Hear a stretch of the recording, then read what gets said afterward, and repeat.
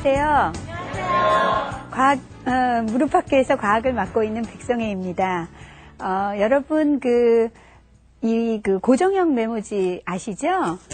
이렇게 띄었다 붙였다 금방 하기 때문에 우리가 이제 자녀들한테 이렇게 뭐 메모를 남겨놓을 때도 그렇고 흔히 우리가 이제 기억하기 쉬우라고 많이들 쓰는데요. 이것도 실수로 우연히 발견했다는 이야기로 유명하죠. 접착제를 만들려고 하다가 잘 붙지 않는 이러한 접착제를 만들게 돼가지고 처음에 실패를 했다고 생각했는데 오히려 이렇게 이 회사가 큰 돈을 벌게 되었다고 합니다. 그것뿐만 아니라 또 화학에서는요. 옛날에는 천연으로만 염료로 이렇게 물감을 들여서 이 옷감들을 제조를 하다가 이 화학 염료를 처음으로 발견한 사람이 있는데 그 사람은 키니네라고 의약품을 발견을 하려고 애를 썼어요. 그러다가 보니까 실패를 해서 보라색이랑 뭐 이런 이상한 물질을 만들게 된 거예요. 퍼킨이라는 사람인데요. 유기화학자였다가 그런 것을 발견해서 큰 돈을 벌었다고 합니다. 그래서 그러한 어떤 이야기들을 들어보시면 우리는 사실은 어떤 목적을 갖고 사실은 하지만 중간에 실패들이 참 많기 마련이에요. 특히 자녀들을 기르다 보면 아이들이 하는 일들을 우리가 보면 항상 실수투성이고 우리는 이것이 이 아이의 실패가 아닐까라고 항상 걱정을 하고 잔소리를 하게 되는데 사실은 그것이 어떤 의미로는 하나하나가 다 보람 있는 중요한 성공일 수 있고 또 이 아이들이 그러한 실수들을 통해서 굉장히 중요한 것을 배우게 된다고 우리가 생각을 한다면 자녀들을 대하는 태도가 훨씬 더 너그러워지거나 그들이 하는 일들이 다 좀 더 가치롭게 우리한테 생각이 되지 않을까 이렇게 생각을 해보는데요. 우리 아이들이 하는 모든 일들에 우리가 그러한 마음으로 바라볼 수 있는 게 필요하지 않을까 생각합니다. 자, 그럼 오늘 수업을 시작해 보겠습니다. 오늘 수업은 비행기가 나는 그러한 원리에 대한 걸 오늘 설명을 하려고 그래요. 비행기 굉장히 무겁죠? 우리가 그 안에 뭐 몇백 명의 사람들이 사실은 타고 그리고서는 하늘을 날아요. 근데 굉장히 무거운 비행기가 어떻게 그렇게 하늘을 나를 수 있는지 궁금하지 않으셨어요? 궁금하죠? 타고 있으면 꼭 뚝 떨어질 것 같잖아요. 우리도 나를 수가 없는데 그 무거운 비행기가 어떻게 하늘을 나를까? 오늘 제가 그거에 대해서 설명을 해드리려고 합니다. 자, 그런데 이게 사실은 굉장히 어려운 원리로 우리가 이해를 하고 있기 때문에 대학교를 가야 배워요. 이름은 베르누이의 정리라는 원리로 배우게 되는데요. 그래서 우리가 이제 오늘 이 수업을 통해서 이 어려운 원리를 제가 이해시켜 드리려고 애를 쓰겠는데 사실 어려워서 이해를 못 하실 수도 있어요. 그런데 그러면 원래 어려웠으니까 이렇게 생각하시면 되고요. 만약에 드디어 이 무거운 비행기가 나르는 원리를 깨달았어요. 그러면 이 세상이 다르게 보이실 거예요. 이 세상을 갑자기 두 종류의 사람으로 나누고 싶으실지도 몰라요. 이 비행기가 나르는 원리를 이해한 사람과 이해하지 못한 사람. 그렇게 되면 우리가 이제 드디어 조금 배웠다고 교만해지기 시작하는 순간인데 사실 이렇게 조금씩 배우면 굉장히 그것이 즐겁고 그러면서 이 세상이 다시 보이게 될 적에 우리가 그런 학문을 하는 기쁨이 있지 않을까 이렇게 생각을 합니다. 그래서 제가 오늘 사실은 조금 어렵기도 하지만 또 생각해보면 그리 어렵지 않게 이해할 수 있는 그런 원리가 아닐까 싶어서 오늘 이것을 설명을 해보려고 하는데요. 한번 잘 들어보시기 바랍니다. 자, 우선 우리가 비행기가 이제 날르는 것을 이해하려면 가장 먼저 이해해야 되는 것이 바로 기압에 대한 이해예요. 공기가 여기 있죠. 우리가 공기가 있으면 공기가 압력을 가지고 있다고 우리가 이야기를 하는데요.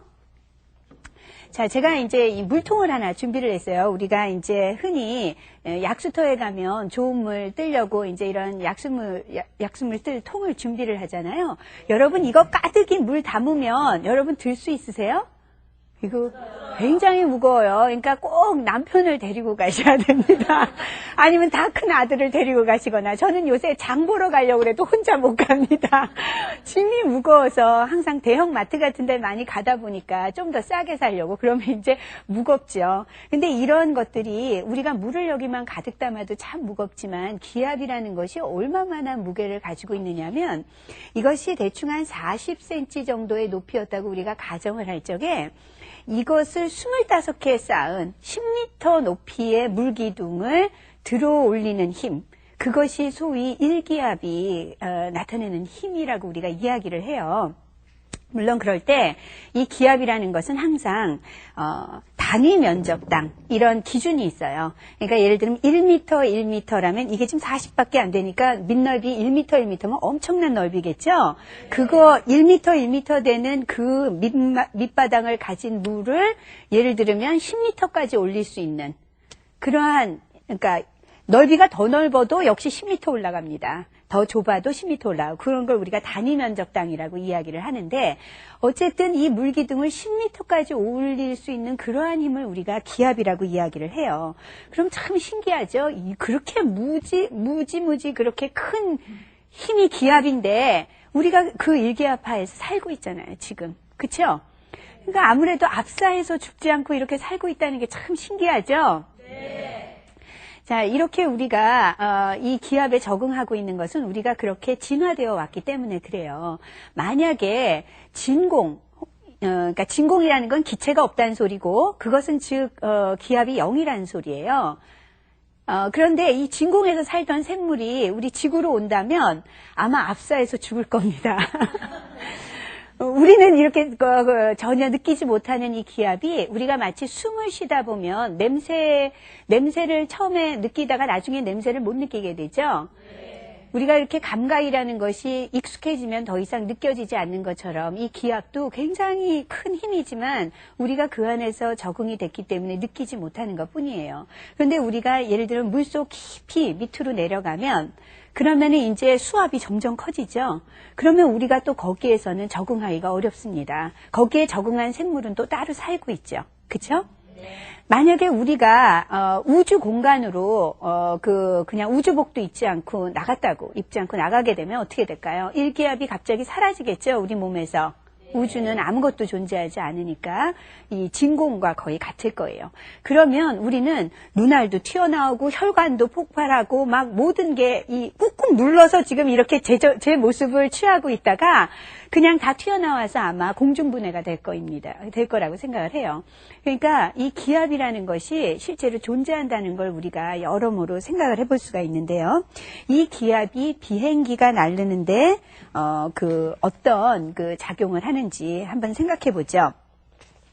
이 처음에 이 기압을 생각했던 사람은 토리첼리라는 사람이었어요.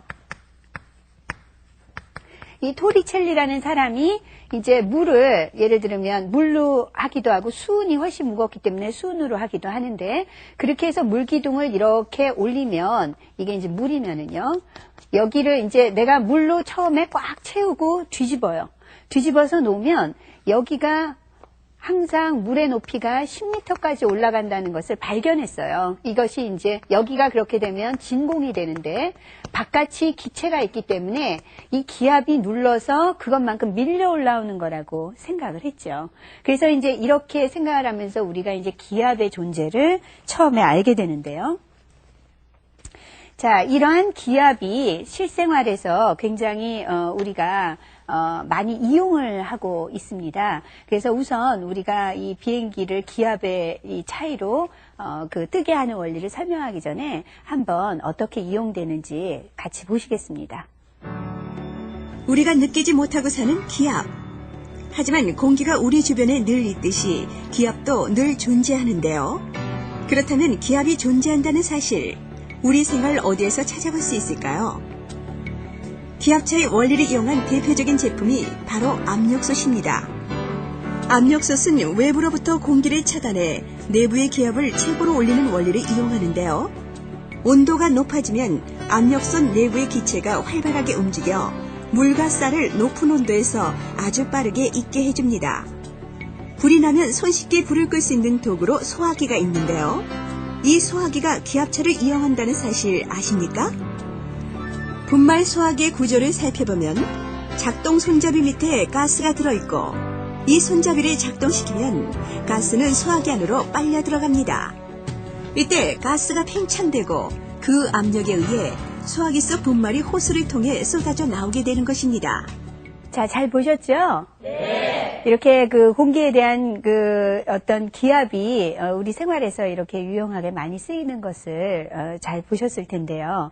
이제 그러면 우리 비행기의 원리에 대해서 한번 생각해 보도록 하죠. 자, 이 비행기를 잘 보시면은요, 비행기는 그 유선형으로 이렇게 제작이 되어 있어요. 그쵸? 아랫면보다 윗면이 공면이 훨씬 더 둥글게 되어 있고, 또 비행기의 특징 중에 하나는 날개가 굉장히 크죠. 그쵸?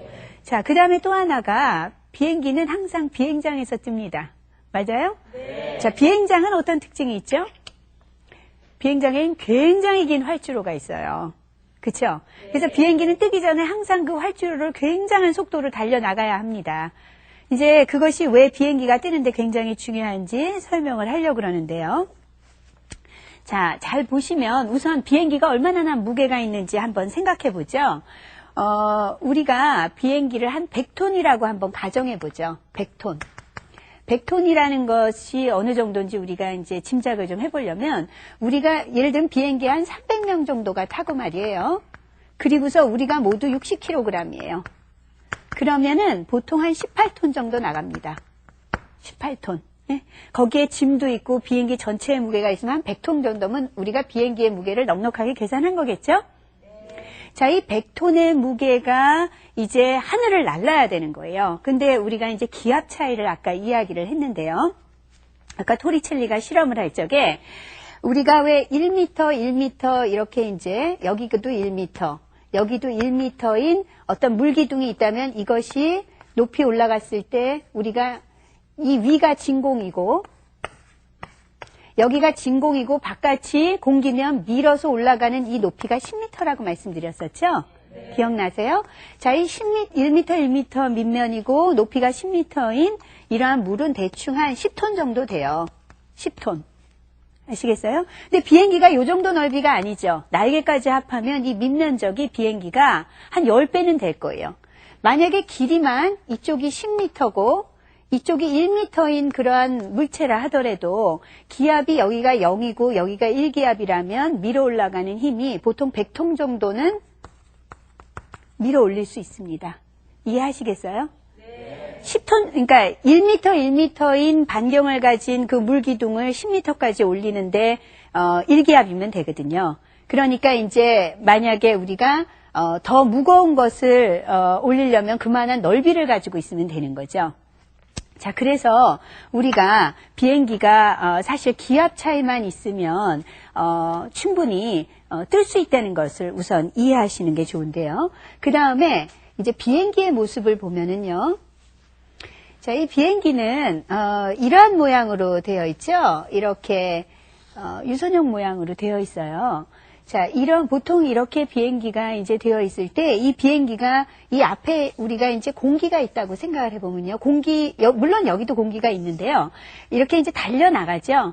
긴 활주로를 막 달려나갑니다. 활주로에서 가장 중요한 일은 막 달리면서 가속 붙이는 일이에요. 그래서 마지막에 뜨기 직전에 굉장히 빠른 속도로 비행기가 이제 달려나가게 되는데, 그렇게 빠른 속도로 이렇게 공기를 헤치고 나갈 때 어떤 일이 일어나느냐 하면, 이 공기 안으로 비행기가 이렇게 들어오면 이 공기가 이렇게 갈라져서 피하면서 갈라져서 이 비행기의 위와 아랫 방향으로 바람이 이렇게 불게 되겠죠. 그럴 때 보면 이 공기가 여기 있던 게 이쪽 방향으로 가는 길이가 더 깁니다. 그쵸? 이쪽으로 가는 길이보다. 그쵸? 그러니까 항상 이쪽이 더 빨리 그 바람이 불게 되어 있어요. 이 위쪽으로 타는 공기가 훨씬 속도가 빠릅니다. 이걸 왜 그러는지를 이제 어떻게들 설명을 하느냐 하면, 여기 우리가 비행기가 움직였다고 얘기할 수도 있지만 비행기가 가만히 있고 공기가 움직였다고 얘기할 수도 있는데요. 공기가 이쪽 방향을 타고 갈 때랑 이쪽 방향을 타고 갈 때 만약에 똑같은 속도로 이렇게 갔다고 해보죠. 그러면 이쪽 길이가 훨씬 더 이게 똑같은 길이만큼 같은 시간에 가는 게 속도인데요. 그러면 이쪽이 더 많이 가겠죠? 그쵸? 이 공기가 여기 올 동안 이 공기는 여기까지밖에 못 올 수도 있어요. 길이가 똑같다고 했을 때. 그러면 이 부분이 어떻게 되느냐면 진공처럼 기압이 갑자기 낮아지겠죠. 덜 왔으니까 공기가. 그러면 확 빨려서 가는 것처럼 기압이 낮으면은 우리가 왜 진공청소기도 보지만 이쪽이 기압이 낮으면 확 빨려 들어오죠. 그러니까 이 공기들이 확 빨려서 이쪽으로 오게 마련입니다. 그러다 보니까 이 길이가 항상 더 긴 만큼 더 빨리 움직여요. 공기가. 이쪽이 속도가 빨라요. 그런데 제가 아까 말씀드렸던 이 베르누이의 정리라고 얘기하는, 이건 사람 이름이에요. 스위스에 있는 유명한 물리학자 이름인데, 이 사람의 정리에 의하면 뭐냐면, 속도가 빠른 쪽에 이 기압이, 이 속도가 느린 쪽에 이 기압보다 항상 더 낮아요. 항상 더 낮습니다. 그것이 베르누이의 정리예요.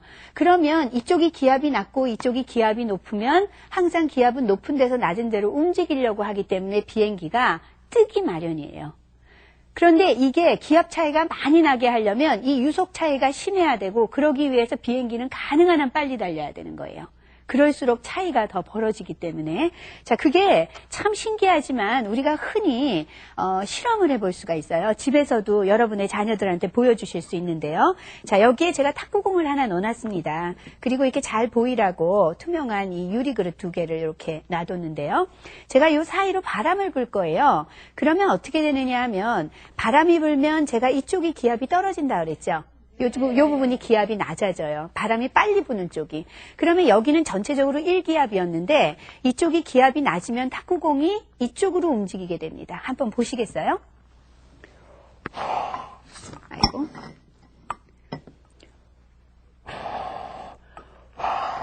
제가 손을 하나도 대지 않아도 탁구공이 움직이는 거 보이셨어요? 네. 자, 그것이 제가 지금 설명한 것을 이야기해 주죠. 그쵸? 바람이 불면 그쪽에 기압이 떨어진다는 건데요. 다른 것도 하나 보여드릴 수 있습니다. 이게 이제 흔히 과학실험실이면 초등학교서부터 중고등학교까지 다 볼 수 있는 깔때기예요. 집에서도 왜 이렇게 액체 따라 담을 때 쓰시죠? 자, 이것을 제가 앞으로 후 불면 탁구공이 꼭 밀려서 나갈 것 같죠? 그쵸? 빨아들여야 얘가 빨리 올라갈 것 같잖아요. 그런데 제가 후 불면 지금 탁구공이 어떻게 되는지 보세요.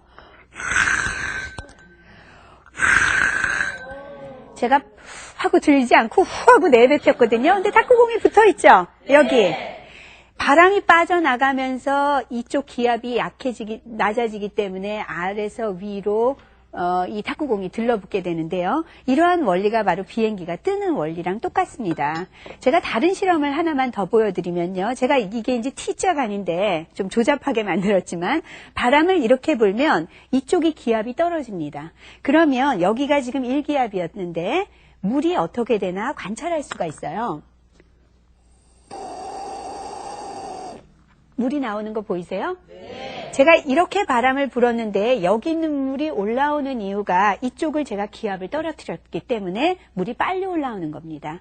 이렇게 일상생활에서도 우리가 흔히 볼 수 있는 현상인데, 이것을 베르누이라는 사람이 베르누이의 정리라고 이제 이름을 붙여서 비행기가 뜨는 원리를 설명한 거죠. 그러면 이제 비행기가 어떻게 뜨는지 이해가 되시겠어요?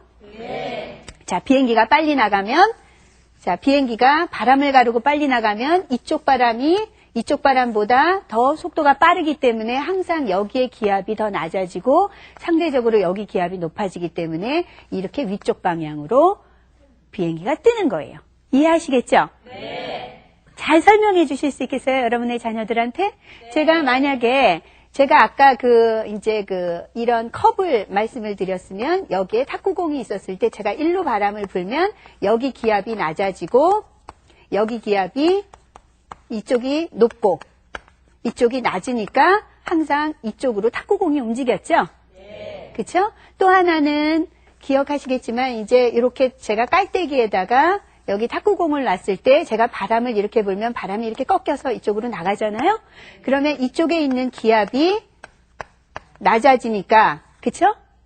속도가 빨리 나가는 쪽에서 바람이 부는 쪽에서 기압이 낮아지니까 상대적으로 이쪽 기압이 상대적으로 높아져서 이렇게 탁구공이 막대기에 이렇게 들러붙는 현상을 보실 수 있고요. 또 하나가 제가 T자 반에서 이렇게 바람을 부니까 이쪽 기압이 낮아져서 상대적으로 여기 기압이 높죠? 그러니까 여기 있던 물이 이렇게 빨리 올라가는 것을 볼 수 있습니다. 자, 이런 것이 이제 베르누이의 우리가 정리라고 이야기를 하는 것들이에요. 이 베르누이라는 사람이 그 스위스 사람인데 굉장히 똑똑한 집안이었던 것 같아요. 그래가지고 이 베르누이 집안에서 유명한 수학자나 물리학자가 꽤 많이 나왔습니다. 그래서 우선 제일 그 유명했던 그 사람 중에 하나는 야콥 베르누이라는 사람이었는데 이 사람이 그 확률론하고 미적분학에서 굉장히 큰 업적을 남겼다 그래요.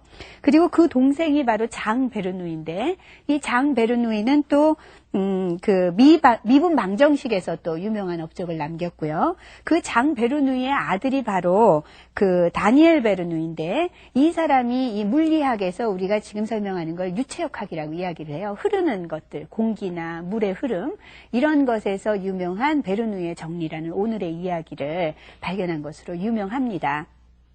자, 굉장히 머리가 좋은 집안이죠? 그래서 많은 사람들은 이 머리라는 것은 유전학적으로 타고나는 거라는 생각을 참 많이 해요. 하지만 우리가 잘 보면 우리가 흔히 천재라고 부르는 사람 중에 아인슈타인 있죠? 네. 근데 이 아인슈타인이 우리는 굉장한 천재라고 생각을 해요. 20대 때 벌써 그 유명한 상대성 이론을 발견했기 때문에. 그런데 이 사람이 얼마나 집착력이 강하고 어떤 과제에 대한 끈기가 있었는가를 사람들이 잘 모르지만 이 사람의 그 끈기와 그 어떤 인내, 노력은 굉장했다 그래요. 그래서 많은 사람들이 참 아인슈타인은 20대 때 유명한 걸 발견하고 그 이후에 죽는 날까지 유명한 업적이 없었어요. 그래서 그 사람 한 번 유명해진 후에 놀고 먹었나 이렇게들 생각하지만 그 사람 평생 연구를 했는데 그 연구가 새로운 발견으로 이어지지 못했어요. 근데 이 사람은 그렇다고 보통 사람은 한 10년 연구하다가 안 되면 포기할 것 같잖아요. 근데 이 사람은 포기를 안 했어요. 그 과제에 대해서 집착을 하고 죽는 날까지 그걸 연구했다 그래요. 그 바람에 연구가 마무리가 안 돼서 우리가 더 이상 그 20대 때 발견한 이후에 그 아인슈타인이 뭘 했는지 모르지만 그 사람은 정말 그 죽는 날까지 그 과제를 놓지 않았다는 걸로도 유명하거든요. 우리가 또 흔히 아는 에디슨. 이 사람도 참 우리가 천재라고 이야기를 하지만 실제로 그 사람은 전구를 하나 발견하기 위해서 수천 번의 실험을 한 걸로 유명하죠. 그래서 사실은 천재라는 것은 1%의 영감과 99%의 노력이라고 이야기를 하는데 사실은 가장 중요한 것은 노력이 아닐까 이렇게 생각을 합니다. 타고난 머리를 우리가 타고난 머리가 없어서라고 자녀들이 부모를 원망하거든. 얘 무슨 소리냐 엄마가 들어보니까 머리는 1%밖에 안 된다더라. 네가 노력을 안 한 거야. 이렇게 얘기해 주셔도 좋을 거라고 생각을 합니다. 자, 오늘 내용이 조금 어렵긴 했지만 제가 이제 수학을 사용하지 않고 설명을 해드려서 이해가 좀 되시지 않았을까 이렇게 생각을 하는데요. 어렵지 않으셨나 모르겠네요. 선생님 질문이 있습니다. 예. 헬리콥터는 헬지로가 없는데 어떻게 뜨나요? 이거 굉장히 중요한 질문을 하셨네요. 지금 비행기가 뜨려면 막 달려나가면서 속도가 위하고 아래하고 가는 바람 속도가 달라야 뜬다고 설명을 드렸죠? 그런데 우리가 보면 헬리콥터는 저 옥상 위에 있다가 그냥 뜨잖아요. 그건 어떻게 뜰까요? 정말. 그것도 분명히 헬리콥터가 이제 그 공중에 뜨는 건데요. 이 헬리콥터는 잘 보시면 선풍기 왜 우리 날개 도는 거와 똑같은 모양으로 그 날개가 되어 있습니다. 선풍기 돌리면 바람이 앞쪽으로 나오죠. 선풍기 뒤에 가시면 시원하세요? 바람 안 나오죠? 선풍기 앞쪽으로 이제 바람이 나오는데요. 자, 보시면 이러한 선풍기처럼 이 헬리콥터가 이렇게 이제 날개가 있고 여기 이제 헬리콥터가 이렇게 붙어 있어요. 그림을 좀 못 그렸지만. 자, 그러면 이 날개가 막 돌면서 밑으로 공기를 밀어내죠. 그쵸? 바람이 분다는 것은 공기 입자가 막 이쪽으로 날아온다는 소리예요. 그러면 이쪽이 우리가 이 헬리콥터의 날개에 의해서 밀리니까 이쪽이 소위 기압이 높아지고요. 그렇겠죠? 그리고 상대적으로 여기가 공기를 밀어버렸으니까 기압이 낮겠죠? 네. 그러면 기압이 높은 데서 낮은 데로 항상 힘이 작용해서 밀려 올리니까 날개와 함께 헬리콥터 동체가 같이 뜨는 거예요. 근데 이 힘은 아까 활주로를 굉장한 속도로 달려나가면서 기압차를 유발하는 것보다는 약하기 때문에 헬리콥터는 좀 조그매야지 뜹니다. 너무 무거우면 헬리콥터 못 뜨고요. 그러니까 너무 무거우면 끼우뚱끼우뚱 하잖아요. 그냥 이 기압차가 너무 적어서 곧 내려갈 것 같으니까 야, 너 빨리 내려 이러거나 아니면 날개가 망가지면 총을 쏴서 뭐 예를 들면 영화에서 날개가 망가지면 그 순간에 이 헬리콥터는 추락을 하죠. 자, 그렇지만, 이 비행기의 경우에는요, 이렇게 헬리콥터처럼, 이 날개를 막 돌면서 그 날개에 의해서 이 기압 차이를 유발하는 것이 아니고, 이 비행기 자체가 이 바람을 가르면서 가면서 이 유속 차이로 뜨는 거기 때문에, 이 날개 중에 일부가 좀, 부서져도, 이렇게 헬리콥터처럼 금방 추락하거나 하지 않고 그 안정 착륙지대 갈 때까지 이렇게 좀 더 나를 수가 있는 거예요. 이해하시겠어요? 네. 자, 그래서 비행기랑 헬리콥터는 그 날개 구조가 조금 다른 차이가 있는데요. 우리가 이런 것을 보면 이 기압이라는 것이 우리의 일상생활에서 우리가 잘 느끼지는 못하지만 굉장히 중요하다는 것을 알 수 있고, 이러한 이 기압이라는 것이 공기 의 압력이라고 얘기할 수도 있는데, 이 기압에 대해서 많은 사람들은 어떻게 생각하느냐면, 이제 이 기압이라는 게 항상 위에서 밑으로 내려가는 게 이제 기압이라고 많이 생각을 해요. 공기의 무게라는 생각을 많이 하고 있기 때문에 이제 이 아랫방향으로만 작용한다는 오해를 많이 하고 있거든요. 근데 이런 것 같은 걸 보시면 우리가 기압 차이를 유발할 때 그 기압이라는 게 사방팔방 어느 쪽에도 존재할 수 있다는 걸 이해하시겠죠? 네. 자, 그래서 이러한 기압을 이해하고 이 기압의 차이에 의해서 이러한 베르누이가 이야기한 것 같은 이러한 현상을 우리가 설명할 수 있습니다. 자, 그런데 많은 경우에 아이들이 이 기압을 공기의 무게라고 생각하는 경우가 많아요. 아까 토리첼리가 실험을 할 적에 사실은 물기둥의 무게를 가지고 기압을 측정하는 바람에 이러한 공기의 무게로 기압을 이해하게 되면 자꾸 기압이 아랫방향으로 작용할 것 같은, 무게는 이제 아랫방향으로만 작용하잖아요. 중력 방향으로만.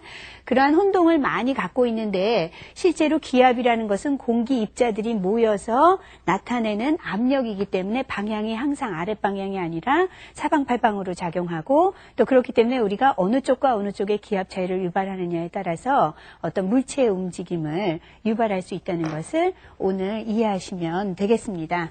자, 다 이해가 잘 되셨어요? 네. 자, 과학이라는 것이 설명을 들을 땐 딱 이해하는 것 같아요. 그런데 뒤돌아서서 곰곰이 생각해보거나 문제를 풀 때 꼭 안 풀립니다.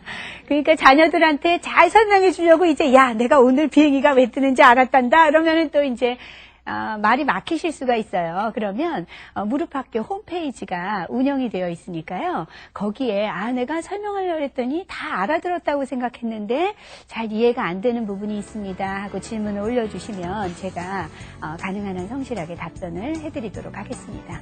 오늘 공부하시느라고 수고 많이 하셨습니다. 안녕히 계세요.